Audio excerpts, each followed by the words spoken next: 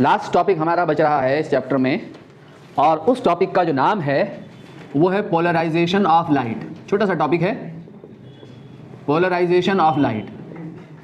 ठीक है, ये लास्ट टॉपिक है हमारा ये चैप्टर जो है 3 टॉपिक्स में है, इनफैक्ट 4 टॉपिक में है। Huygens wave theory, then interference, then diffraction and polarisation. Polarisation exhibited by transverse nature of wave only. Transverse nature of wave only, याद रहे किसको पोलराइज किया जा सकता है? ट्रांसवर्स नेचर की वेव को पोलराइज किया जा सकता है। ठीक है, लाइट जो है वो क्या है? ट्रांसवर्स वेव है। एग्जाम्पल क्या है इसका? लाइट, या you can say all electromagnetic waves. जितनी भी इलेक्ट्रोमैग्नेटिक वेव्स हैं वो सारी की सारी क्या हैं हमारी? हैं ट्रांसवर्स नेचर की हैं। तो सारी इलेक्ट्रोमैग्नेटिक वेव्स को पोलराइज किया जा सकता है। कोई सी भी इलेक्ट्रोमैग्नेटिक वेव हो, रेडियो वेव हो, माइक्रोवेव हो, अल्ट्रावायलेट, इंफ्रारेड, कोई भी ट्रांसवर्स वेव होगी उसका पोलराइजेशन किया जा सकता है। ठीक है, exhibited by transverse nature of wave only. Does not exhibited by, क्या डज नॉट एग्जिबिटेड बाय है? अरे क्या does not exhibited by? Polarisation. ठीक है, डज नॉट एग्जिबिटेड बाय कौन सी वेव?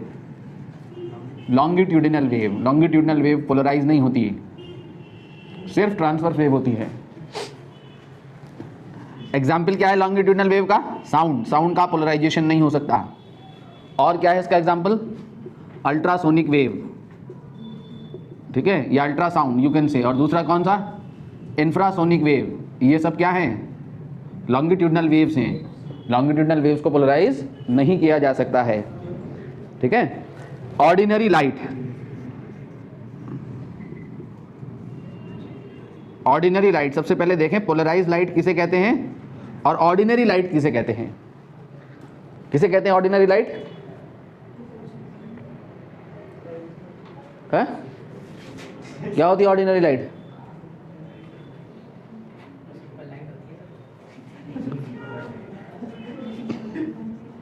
बोलो, क्या होती है ordinary light? In ordinary light vibrations of electric field vector. अरे लाइट कौन सी वेव है? इलेक्ट्रोमैग्नेटिक वेव है ना, इसमें इलेक्ट्रिक फील्ड और मैग्नेटिक फील्ड दोनों होता है। ठीक है, तो इलेक्ट्रिक फील्ड वेक्टर को लाइट वेक्टर भी कहते हैं। क्या कहते हैं? लाइट वेक्टर भी कहते हैं इलेक्ट्रिक फील्ड वेक्टर को। ठीक है, ठीक है, तो vibration of electric field vector symmetrically distributed in all direction.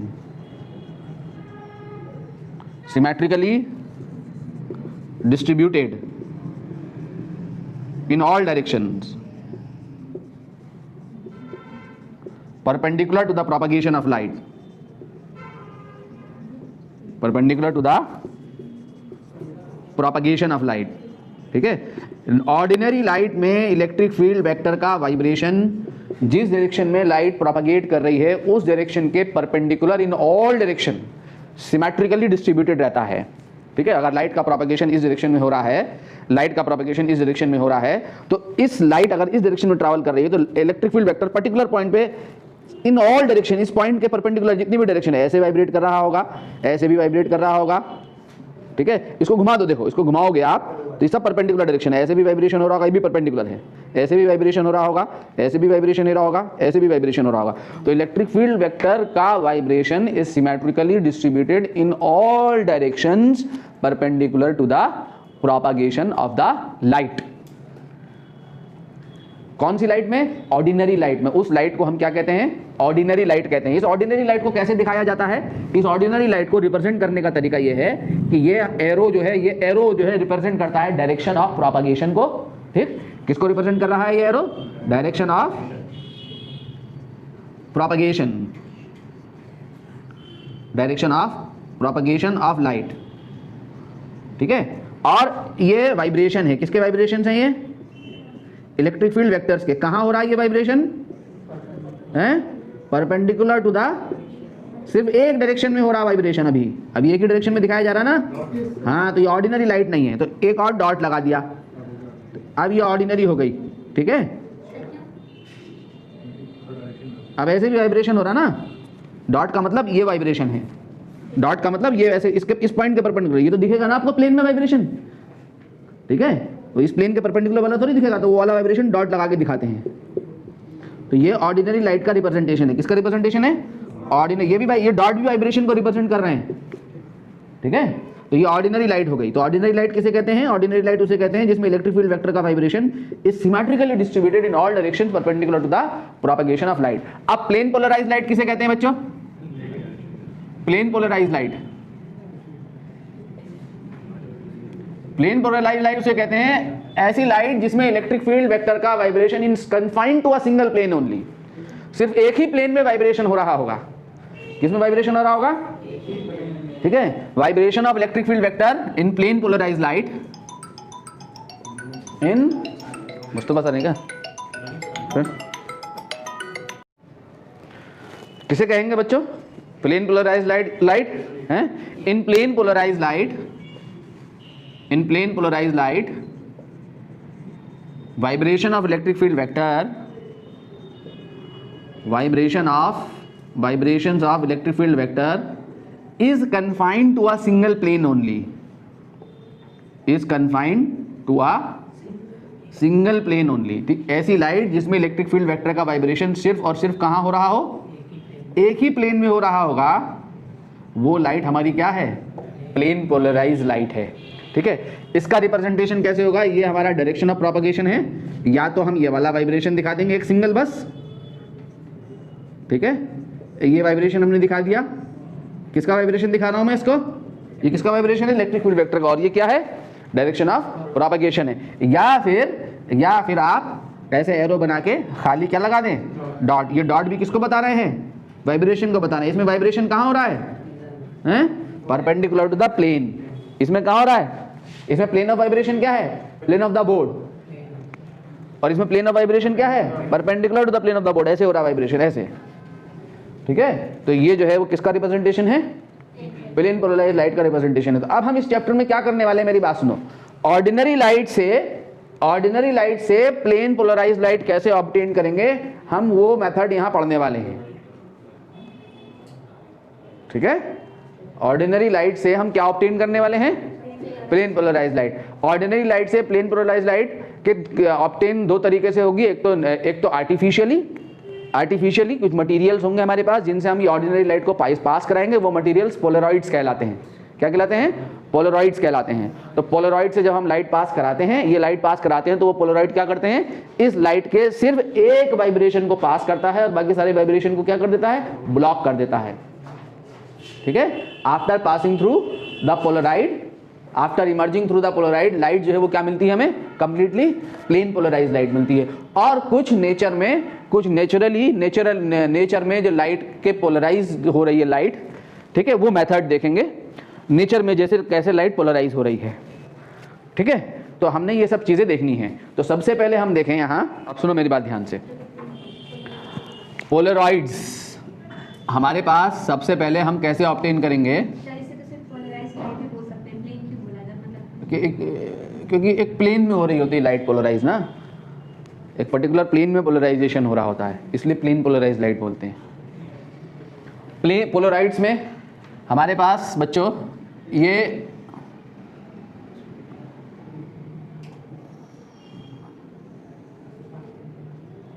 वो पढ़ा है केमिस्ट्री में आपने, डेक्स्टर रोटेटरी, लेवियो रोटेटरी। हाँ, प्लेन पोलराइज लाइट के प्लेन को जो घुमाते हैं,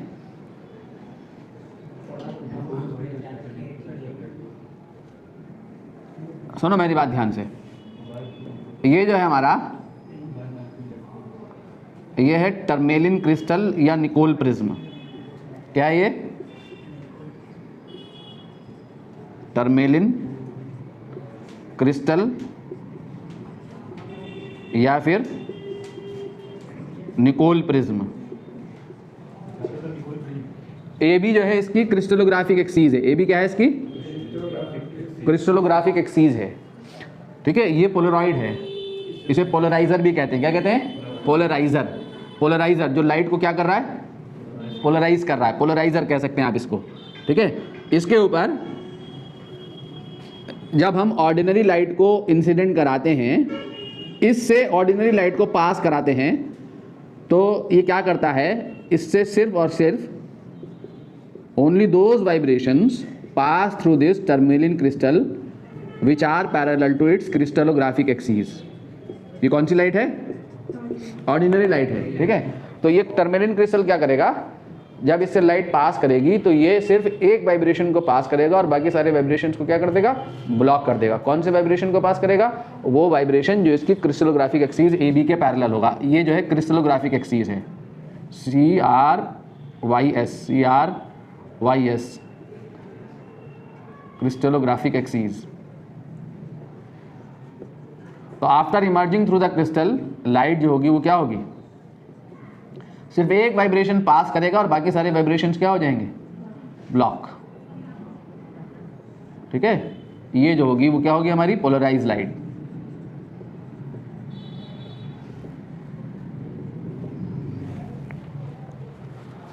ठीक है। तो only those vibrations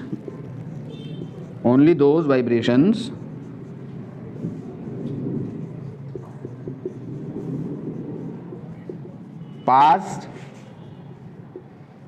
through tourmaline crystal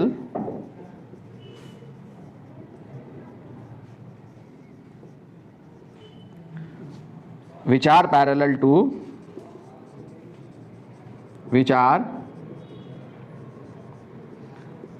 to its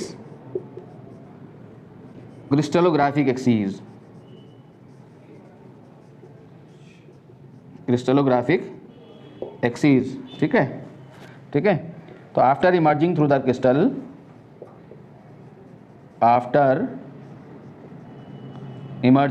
crystal,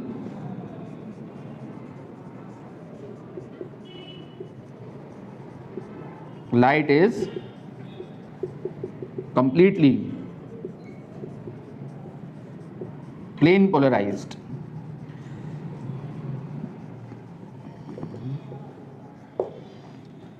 ठीक है, light is completely plane polarized. This is the method to produce क्या, प्लेन पोलराइज्ड लाइट। आप सुनो मेरी बात ध्यान से, इससे हम इस लाइट का नेचर भी पता कर सकते हैं, ठीक है। लाइट का नेचर कैसे पता कर सकते हैं, ये जो टर्मेलिन क्रिस्टल है, एक और अगर मैं ले लूं, एक क्रिस्टल और ले लूं, ठीक है, इससे मैंने कोई वेव डिस्कवर की, हमने कोई नई वेव डिस्कवर हुई, हमें पता करना है इसका नेचर कैसा है। हमें वेव का नेचर नहीं पता, तो वेव का नेचर मैं पता करना चाहता हूं, तो वेव का नेचर मैं कैसे पता कर सकता हूं कि ये दो टर्मेलिन क्रिस्टल लूं, इससे वेव को पास करा, इससे वेव को पास करूंगा तो पास होने के बाद यहाँ पे वेव कैसी मिलेगी हमें, कंप्लीटली प्लेन पोलराइज्ड। कैसी मिलेगी, कंप्लीटली प्लेन पोलराइज्ड। यहाँ रखने के बाद इन दोनों को, ये जो हमारा टर्मेलिन क्रिस्टल है, ठीक है, यहाँ पे ऑर्डिनरी लाइट को इंसिडेंट कराया, इससे इमर्ज आउट करने के बाद ये जो लाइट मिली कैसी मिली, प्लेन पोलराइज मिली। इसके सामने एक और रखा टर्मेलिन क्रिस्टल, और टर्मेलिन क्रिस्टल को रखने के बाद इन दोनों की क्रिस्टलोग्राफिक एक्सिस को पैरेलल अगर मैं रखूंगा तो जो लाइट यहाँ मिली प्लेन पोलराइज, वही सेम लाइट होगी कहाँ मिलेगी, यहाँ मिलेगी। जो वेव हमें यहाँ मिल रही है वो वेव हमें यहाँ मिलेगी, यही सेम वाइब्रेशन आगे पास कर जाएगा। अब हम इसको रोटेट कराते हैं, क्या कराते हैं, रोटेट कराते हैं। तो जब इसको रोटेट कराते हैं, सेकंड वाले क्रिस्टल को जब रोटेट कराते हैं, तो रोटेट कराने पे अगर यहाँ पर लाइट की इंटेंसिटी या वेव की इंटेंसिटी लगातार रिड्यूस हो रही है, ठीक है, और 90 डिग्री के एंगल पे रीच करने के बाद जब इन दोनों के बीच का एंगल 90 डिग्री हो जाएगा, तो यहाँ पे हमें क्या मिले, कोई लाइट ना मिले, कोई वेव ना मिले। इसका मतलब ये जो वाइब्रेशन था ये भी क्या हो गया, कंप्लीटली ब्लॉक हो गया, ये वाइब्रेशन भी कंप्लीटली ब्लॉक हो गया, ठीक है। इसका मतलब ये जो वेव गिरी थी वो कौन सी थी, ट्रांसवर्स नेचर की थी। अगर दोनों को 90 डिग्री पे रखने के बाद, दोनों पोलराइड्स को 90 डिग्री पे रखने के बाद यहाँ वेव मिल रही है, यहाँ भी वेव मिल रही है, 90 डिग्री पे यहाँ भी वेव मिल रही है, इसका मतलब ये जो वेव है कौन सी वेव है, लॉन्गिट्यूडनल वेव है, जो लगातार पास होती चली जा रही है, ठीक है। तो अगर मैं यहाँ पर एक और क्रिस्टल रखूं तो इसको कहा जाता है, अब ये क्या है, ये पोलराइजर है, क्या है यहाँ, ये पोलराइजर है। और सेम क्रिस्टल जब मैं यहाँ रखूंगा टर्मेलिन क्रिस्टल, अब ये क्या कहलाएगा, एनालाइजर कहलाएगा, क्योंकि ये एनालाइज कर रहा है इसको, इस वेव को एनालाइज कर रहा है, ठीक है। अब ये एनालाइजर हो गया, मेरी बात बहुत ध्यान सुन लो, ये बहुत इंपॉर्टेंट पॉइंट है न्यूमेरिकल के। न्यूमेरिकल जो आएगा सिर्फ इसी बात से आएगा, ये जो बताया मैंने, यहाँ पे और कोई न्यूमेरिकल नहीं आता है।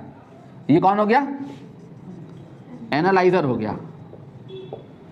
ये कौन हो गया? एनालाइजर हो गया। ठीक है, तो ये हो गया पोलराइजर और ये हो गया एनालाइजर। यहाँ पर अगर लाइट की इंटेंसिटी, ध्यान दो, अगर यहाँ पे लाइट की इंटेंसिटी आई है, ऑर्डिनरी लाइट की इंटेंसिटी कितनी है? आई। ठीक है, इससे इमर्ज आउट करने के बाद जो लाइट मिलेगी, पोलराइज लाइट, उसकी जो इंटेंसिटी होगी वो कितनी होगी? हाफ होगी। इसको याद करना है, इसको मैं आई नॉट कह रहा हूं, इस इंटेंसिटी को क्या कह रहा हूं? आई नॉट। ठीक है, इसको याद करो, न्यूमेरिकल के लिए याद करो इसको। यानी जब ऑर्डिनरी लाइट गिरेगी, किसके ऊपर ऑर्डिनरी लाइट गिरेगी? पोलराइजर के ऊपर ऑर्डिनरी लाइट गिरेगी। जिस इंटेंसिटी की लाइट गिरेगी उससे इमर्ज आउट करने के बाद जब पोलराइज लाइट हमें मिलेगी, उसकी इंटेंसिटी क्या होगी? हाफ होगी। ठीक है, अब कौन सी लाइट गिर रही है इसके ऊपर? पोलराइजर पे। पोलराइजर पे कौन सी लाइट गिर रही है? Polarized light. अगर पोलराइजर पे ऑर्डिनरी लाइट गिरी तो इंटेंसिटी कितनी बचेगी? हाफ। और अगर पोलराइजर पे पोलराइज लाइट गिरी तो इंटेंसिटी कितनी बचेगी? I is equal to I nought, इसको मैं आई डैश कह दूं क्योंकि इसको मैं आई कह रहा हूं। ये आई डैश कहा मैंने, तो ये आई डैश बाई 2 बची, यहां पे I is equal to I naught cos square theta. ठीक है, यहां पे जो इंटेंसिटी होगी लाइट की वो कितनी होगी? I naught cos square theta. Where theta क्या है? थीटा जो है वो है angle between plane of polariser and analyser. ठीक है, थीटा किसके बीच में एंगल है? Angle between plane of polariser and analyser. अगर ये 90 डिग्री है तो cos 90 क्या होता है? 0। तो यहाँ पे क्या मिलेगी 90 डिग्री के लिए? इन दोनों के बीच में अगर एंगल 90 डिग्री है तो क्या मिलेगी? लाइट। 0 लाइट मिलेगी, कोई लाइट नहीं मिलेगी। ठीक है, तो आई किसके डायरेक्टली? आई नॉट क्या? आई नॉट इस पे गिरने वाली लाइट की इंटेंसिटी, याद रखना। ठीक है, तो आई किसके डायरेक्टली प्रोपोर्शनल है? बोलो। कॉस स्क्वायर थीटा के। ये क्या कहलाता है? Law of malleus. क्या कहलाता है ये? Law of malleus. ठीक है, न्यूमेरिकल बस इसी बात पे आता है यहां से। एक और ब्रेविस्टर्स लॉ और ये, बस 2 बातों पे न्यूमेरिकल आता है। समझ गया ना लॉ ऑफ मैलस? क्या है ये? थीटा किसके बीच में एंगल है? Angle between plane of polariser and plane of analyser. कैसे आता है ये भी समझ गए? कैसे समझे हैं? देखो, ये हमारा प्लेन ऑफ पोलराइजर है और ये है प्लेन ऑफ एनालाइजर। ये इन दोनों के बीच में एंगल थीटा है। ये कौन है? पोलराइजर। और ये कौन है? एनालाइजर। ठीक है, तो इस पे गिरा एम्पलीट्यूड ए, एम्पलीट्यूड डिस्प्लेसमेंट एम्पलीट्यूड यही लेते हैं ना हम, ये वेक्टर एम्पलीट्यूड वेव का। ठीक है, ठीक, इससे जो पास करेगा, किस पे गिरा? पोलराइजर पे। ये ए एम्पलीट्यूड गिरा इस पे, ये एम्पलीट्यूड आ रहा है ना ए, इससे जो पास करेगा एनालाइजर से, वो कौन पास करेगा? इसका कंपोनेंट ले लो। कंपोनेंट कहाँ?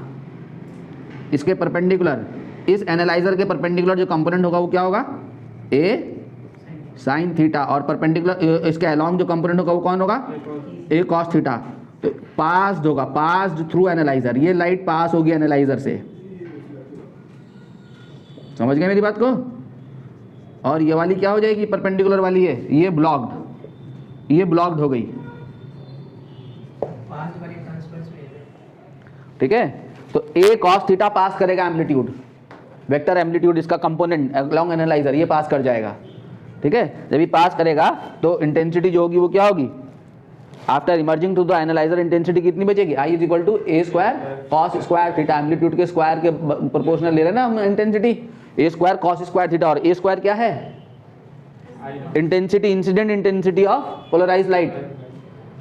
ठीक है, तो इंटेंसिटी जो बचेगी वो कितनी बचेगी? I is equal to a square cos square theta. तो यहां से आई जो बचा वो कितना बचा? आई नॉट कॉस स्क्वायर थीटा बचा। ये आपका क्या है? लॉ ऑफ मैलस है। ठीक है, लिखिए अगला जल्दी से। Polarisation by reflection.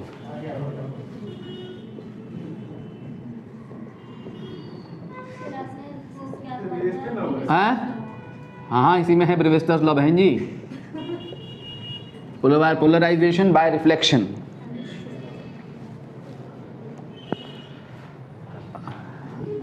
ब्रिवेस्टर्स नाम के एक व्यक्ति ने क्या पाया कि जब ट्रांसपेरेंट मीडियम पे लाइट एयर से एंट्री मारती है, ये एयर है, क्या है ये एयर, और ये कोई मीडियम है, ट्रांसपेरेंट मीडियम है।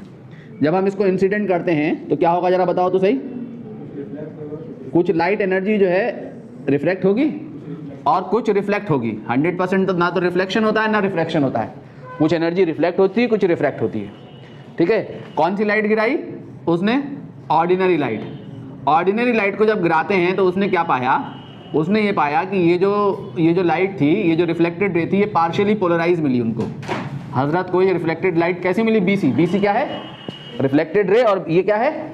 रिफ्रैक्टेड रे है। रिफ्रैक्टेड रे तो ऑर्डिनरी ही मिली। ये कौन सी रे है? Ordinary light. लेकिन उन्होंने क्या देखा कि ये जो है ये पार्शियली पोलराइज मिलती है। कौन सी? Reflected ray.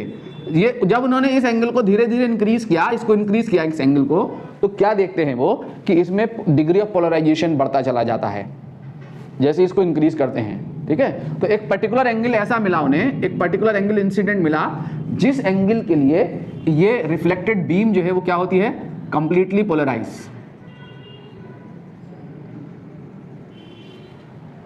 ठीक है, वो एंगल जिस एंगल पे लाइट, जिस पर्टिकुलर एंगल, वो कोई एक एंगल होगा वो। ठीक है, कोई एक एंगल होगा इस ट्रांसपेरेंट मीडियम के लिए। वो कौन सा एंगल होगा हम अभी निकालने जा रहे हैं। अगर इस एंगल पे लाइट गिर जाए तो रिफ्लेक्टेड रे जो होगी वो कैसी होगी? प्लेन पोलराइज होगी। इस एंगल को क्या कहते हैं? पोलराइजिंग एंगल कहते हैं। इस एंगल ऑफ इंसिडेंस को क्या कहते हैं? पोलराइजिंग एंगल कहते हैं। और यहां हम किससे डिनोट करते हैं? तो इन दैट केस पी से। ये जो है वो क्या है? Plane polarized light.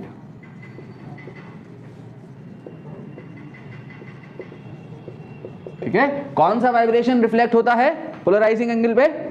ये जो वाइब्रेशन है, याद रखना, ये जो वाइब्रेशन है ये जो है आपका, ये क्या है? स्लैब का जो प्लेन है उसके पैरेलल है। स्लैब की जो प्लेन है उसके पैरेलल है, वो वाइब्रेशन रिफ्लेक्ट बैक होता है which is parallel to the plane of the slab. याद रखोगे, सिर्फ यही क्वेश्चन पूछा गया है नीट और जेई दोनों में कि कौन सा वाइब्रेशन रिफ्लेक्ट होके जाता है। एनसीईआरटी में लिखा हुआ है मोटे मोटे अक्षरों में। ठीक है, कौन सा वाइब्रेशन रिफ्लेक्ट होता है? वो वाइब्रेशन रिफ्लेक्ट होता है जो इसके स्लैब के प्लेन के पैरेलल होगा, वो वाइब्रेशन रिफ्लेक्ट होगा बस। ठीक है, तो ये हमें कंप्लीटली प्लेन पोलराइज्ड लाइट मिल गई। ये P है तो ये एंगल कितना है? ये R, एंगल ऑफ रिफ्रैक्शन, और ये कितना है? P ही है। क्या लगाओगे? लॉज ऑफ रिफ्लेक्शन लगाओगे। ठीक है बच्चों,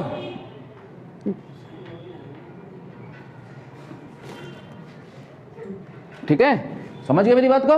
एक बात और याद रखेंगे कि ये जो एंगल बनेगा ये कितना बनेगा? हैं 90 डिग्री। इस पर्टिकुलर केस में याद रखेंगे इस बात को, जब भी लाइट पोलराइजिंग एंगल पे गिरेगी तो angle between reflected ray and refracted रे जो होगा वो कितना होगा? 90 डिग्री होगा। P जो है वो क्या है? P क्या है? P अगर पोलराइजिंग एंगल है,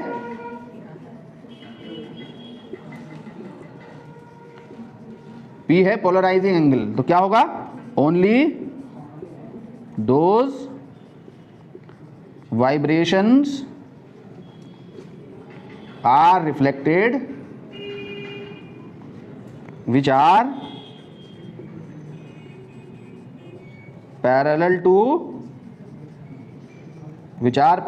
to the refractory surface। जब ट्रांसपेरेंट मीडियम पे लाइट पोलराइजिंग एंगल पे गिरेगी, तो सिर्फ वो वाला वाइब्रेशन रिफ्लेक्ट होगा जो इस रिफ्रैक्टरी सरफेस के पैरेलल वाइब्रेशन है। इस ऑर्डिनरी लाइट में वो रिफ्लेक्ट होता है। ठीक है, तो ये लाइट जो है क्या मिलती है? कंप्लीटली प्लेन पोलराइज लाइट मिलती है। जब लाइट कंप्लीटली प्लेन पोलराइज होगी तो जो रिफ्लेक्टेड रे है BC जो है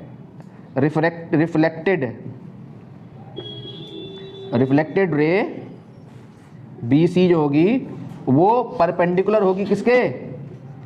रिफ्रैक्टेड रे, दिख रहा आपको रिफ्रैक्टेड रे? BD के। ये दोनों एक दूसरे से कितने डिग्री के एंगल पे होती हैं? 90 डिग्री के एंगल पे होती हैं। ठीक है, जब ये दोनों 90 डिग्री के एंगल पे हैं तो P प्लस R कितना होगा यहाँ? बोलो 90, बचा हुआ 90 हो जाएगा ना। अरे P प्लस R कितना होगा? 90 होगा। ये रिलेशन याद रखेंगे न्यूमेरिकल के लिए कि पोलराइजिंग एंगल और एंगल ऑफ रिफ्रैक्शन में का सम 90 डिग्री होता है। तो पोलराइजिंग एंगल दिया हो तो without applying Snell law incident angle दिया हो तो रिफ्रैक्टिंग एंगल निकल आएगा I प्लस R 90 डिग्री है यहाँ, I यहाँ पोलराइजिंग एंगल है, P plus R is equal to 90 degree. ठीक है, तो Brewster's law,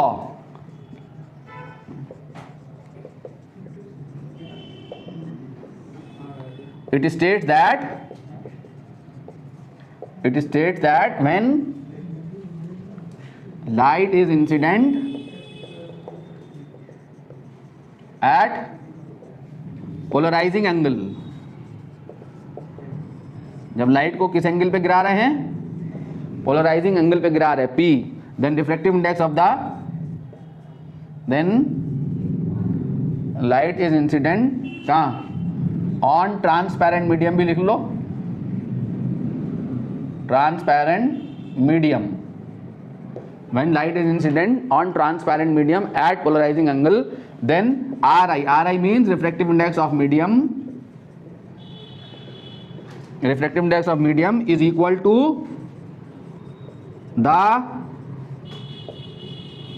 tangent of polarising angle.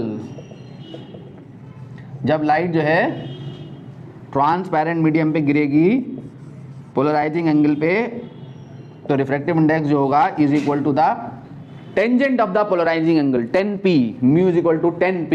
ये ब्रेविस्टर्स लॉ है। इसका रिफ्रैक्टिव इंडेक्स किसके इक्वल है? 10p के इक्वल है, where p is the polarizing angle. ठीक है, ठीक ठीक। कैसे आया ये देखो जरा ध्यान से। प्रूफ अगर देखना चाहते हो तो स्नेल लॉ लगा दो, स्नेल लॉ लगाओ। यहाँ पे क्या कहेगा? Sine I upon sine R। I कितना है? P है ना। Sine I upon sine R is equal to mu, जा रही है अपॉन आ रही है, म्यू अपॉन एयर का 1। R कितना है बोलो जल्दी? 90 माइनस P है यहाँ से। ठीक है, साइन 90 माइनस P, और साइन 90 माइनस P क्या हो जाएगा? कॉस P हो जाएगा। तो sine P upon cos P is equal to क्या? म्यू। तो 10p इज इक्वल टू कितना आ गया? म्यू आ गया, या म्यू इज इक्वल टू क्या आ गया? 10p। तो न्यूमेरिकल देखो यहाँ पे 2 पॉइंट इंपॉर्टेंट है। कौन सा वाला? एक ये वाला, एक ये दूसरा क्वेश्चन, और तीसरा ये। 3 बातें यहाँ इंपॉर्टेंट हैं।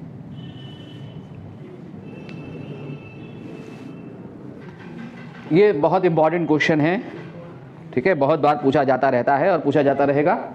देखें बच्चों क्या है question. 3 Nicol prism are placed such that first and third are mutually perpendicular. पहले और तीसरे के बीच में एंगल दिया हुआ 90 डिग्री। ठीक है, अनपोलराइज्ड लाइट गिर रही है इज इंसिडेंट ऑन पहला prism, first prism. Unpolarized light in incident on first prism, comma the intensity of light emerges from the third prism is 1/16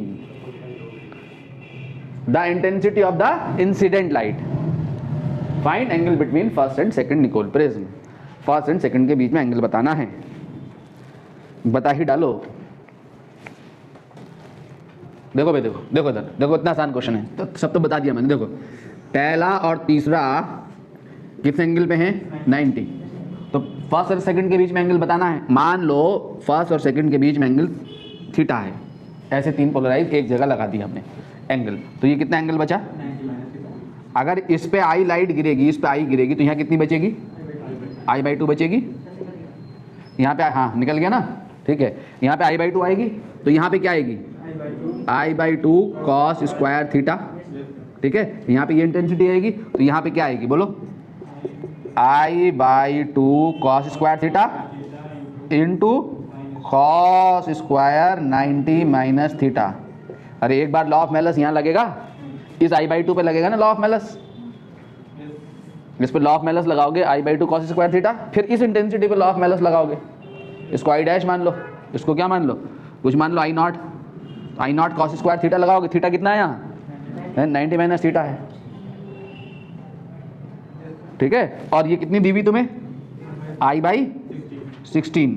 तो I by 16 is equal to कितना आ गया यहाँ से, I by 2 into cos square theta sine square theta.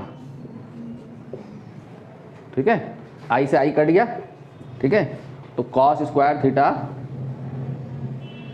Sine square theta is equal to कितना आ गया 1/8। हाँ, तो कॉस थीटा साइन थीटा कितना आ गया, क्या हो जाएगा ये 32 होना चाहिए उसको, लगे तो आंसर आ जाएगा। क्यों जी, 2 कॉस थीटा 4 से मल्टीप्लाई डिवाइड करके साइन थीटा का होल स्क्वायर बाय 1/2 लिख दोगे इसको, यस तो लिख दोगे नहीं, सर नहीं आया समझ में है?